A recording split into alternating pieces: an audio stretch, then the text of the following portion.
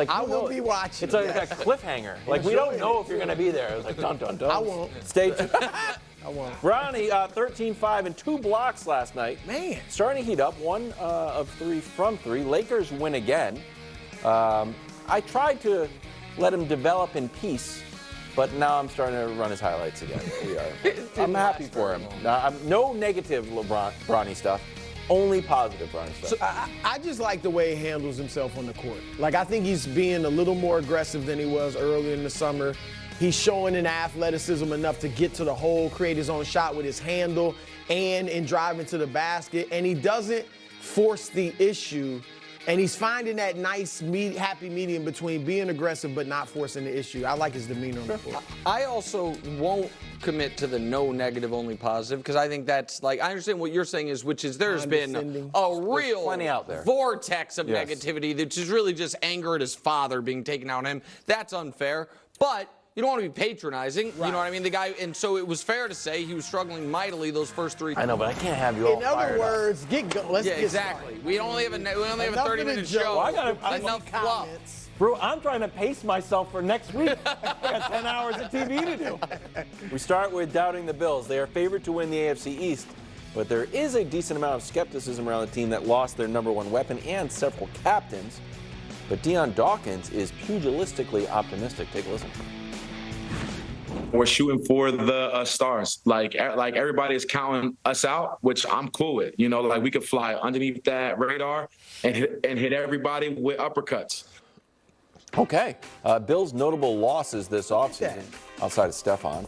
Gabe Davis. The Gabe Davis one devastates, bro. Brew loves That's one of his guys. I like Gabe. Yeah, he Jordan really Poyer. A lot of guys on defense. All right, so oddly, and this is confusing if you're just joining the show, Nick is the biggest Buffalo Bills hater. Are we going to say hater? Truth teller. Yeah. It's not hater. It's not a hater. I've just been correct. The only one picking them to win the AFC. Yeah, I've just been correct year over year over year with them. And then we found out yesterday that Brew loves the Jets for the AFC East. Well, potentially. Official picks. We understand. You were saying Jay. But you like did a whole thing. Yesterday. Wilds is a to-and-on guy. And so, and I now once again somehow get to be correct about the Bills. So I think that when it says doubt around the Bills warranted, I actually think their AFC odds are a touch high in that I would have Houston ahead of them as far as their odds of winning the conference. But if you are doubting whether or not they will win the division, and I think that there are certain folks right now that believe they could finish 3rd, because if you believe in the Jets and the Dolphins, they have a lot of warm weather games early in the year. That to me is too much. I think that they have the benefit of clearly playing in the conference's worst division, potentially playing in the league's worst division, depending on what the NFC South ends up looking like as far as from their quarterback play in that spot, but definitively the worst division in the AFC. They still have, even though I think he can be overhyped at times, clearly the best quarterback in that division, and they have the stability of consistent double-digit win seasons that then we know how the story goes. They beat an overmatched opponent in round 1, play a true contender in round 2, and then lose, but they could have won, and it's very sad. That's the Bills' story. And so, yeah, right now I think they're a little underrated in that regard. They are clearly the best team in the AFC East.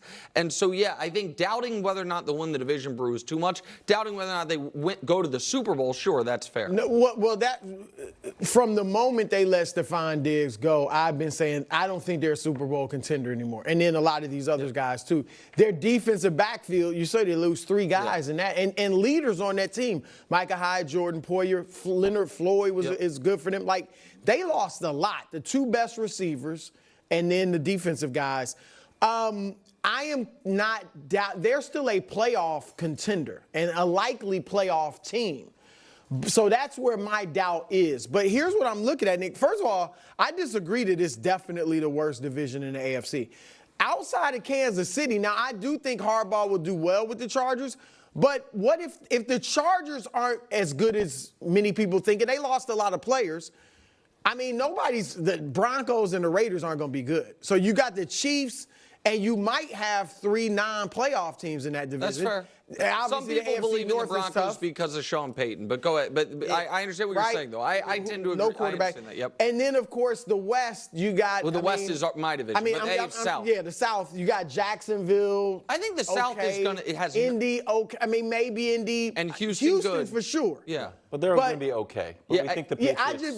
I think you have 3 playoff contenders in the AFC East. Yes. Buffalo, Miami, and the Jets. All right. So, but that said, here's what I'm thinking about the Bills.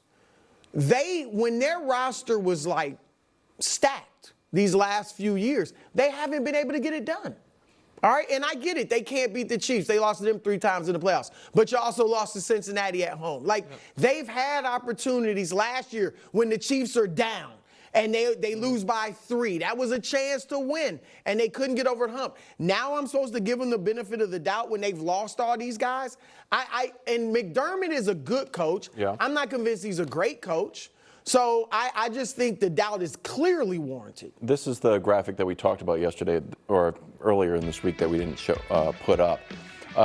This is how they ended the year, Brew, and we were discussing it in the break, that Josh Allen had the lowest passing percentage in that span. So they basically turned into a running team and started to win. And granted, Josh was running some of those as well, so he's still very valuable. But do you think there's a reason to be optimistic about the way that this team is running, but no one thinks they're going to be? They still think they're going to be a high-flying team, and they actually might not be.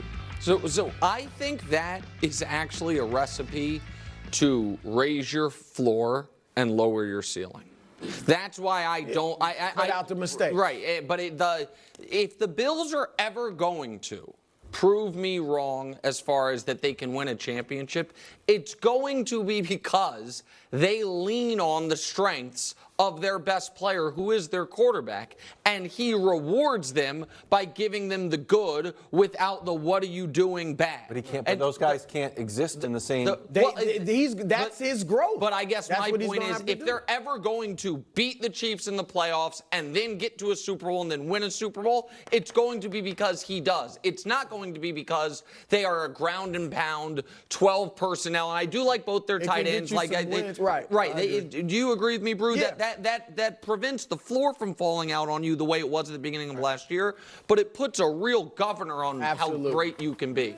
That team, you never get that 13-second game with the Bills playing the way they want to play this year. You don't. They lost. No, I know, but they were in position to win it. If they just make a squib kick, maybe they win it. I don't think I understand what you're saying, but I think, what does Mangini say? Before you know how you learn to win, you got to learn not to lose. But I also, this is a not to lose, which I guess. Real quick, maybe that would have worked with the Bills 2 years ago when they had all the defensive personnel before Von Miller suffered a significant injury. You know what I mean? Maybe that is a smarter idea if you can have a defense the way the Chiefs did last year. You know what I mean? I don't think they're going to have a top 3 defense to lean on with that this season. I don't think. Dak Prescott contract watch. Stephen Jones with some new intel and pretty optimistic. We are optimistic that we can get this done. We are having conversations with his agent and with Dak personally, and both Jerry and myself. He knows our goal is to keep him here. Okay, great. Brew, what are the chances Dak doesn't sign with Dallas? All signs pointing towards that he does. I feel like it's becoming clear to me what's happening. In these negotiations, the Cowboys, because I listen to more of what Steven said beyond that quote. What they're trying to do is convince Dak, if we give you $60 million or whatever, we're not going to be able to keep the team together. CD or right. Something. Yeah. And so I don't think they're trying to get him to go below 50, but I think they're like, you got to give us some type of haircut so we can keep all these guys around you. Look at Mahomes. I think they're saying, look at Mahomes, not taking every last dollar that he can get, and they're winning Super Bowl. So they're hoping Dak bends to that, and I don't think that's an untenable pitch to Dak. Like, Dak isn't Mahomes, so I think that's fair, but Dak is also well within his rights, which it seems where he's going, like, I want every last dollar. And I think it's because he's a bit, I wouldn't say fed up with the Cowboys and the way they do their business, but I think he's like, maybe I can go somewhere else. I'm not solely hitched to the Cowboys anymore. And so I think he's going to hold out for every last dollar. And guess what?